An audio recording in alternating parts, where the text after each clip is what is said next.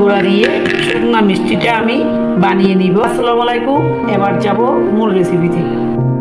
2 cup পানি দিয়ে দিলাম, পরিমাণ মতো লবণ, 3 টেবিল চামচ রান্নার রেগুলার তেল, 1 টেবিল চামচ, 2 কাপ চালের গুঁড়া দিয়ে দিলাম। খামিরটা রেডি হয়ে গিয়েছে। এখন চালের গুঁড়া নিয়ে কর্নফ্লাওয়ার দিয়ে মেখে নিচ্ছি। হাতে একটু তেল লাগিয়ে নিয়েছি। আমি এরকম করে সব মিষ্টি বানিয়ে নিচ্ছি।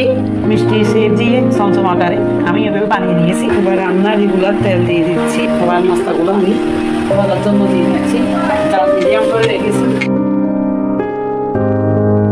মিনিট ভাজার পর আমি এভাবে কাঁটা চামচের সাহায্যে উল্টে পাল্টে ভেজে নিব। নাস্তাগুলো এরকম লাল লাল করে ভেজে নিয়েছি। আর বাকি যে মিষ্টি আছে ভেজে নিব। সবগুলো আমি উঠিয়ে নিয়েছি। চিনি দিয়ে দিচ্ছি, একটু শিরা করে দিব। 1/2 কাপ পানি দিয়ে দিচ্ছি। চিনির থেকেও পানি বের হবে। আপনারা চাইলে এরকম অবস্থায়ও খেতে পারবেন, এটা অনেক মজা হয়। এগুলো দিয়ে দিচ্ছি। এবার নেড়ে চেড়ে 2-3 মিনিট ধরে আমি মোড়ালের মতো এভাবে শিরাটা লাগিয়ে দিয়েছি। যার মতো শুকনো মিষ্টিটা বানিয়ে নিয়েছি। আপনারা এরকম নতুন নতুন রেসিপি পেতে আমার পাশে থাকবে। আশা করি সবাই ভালো থাকবে। আল্লাহ হাফেজ।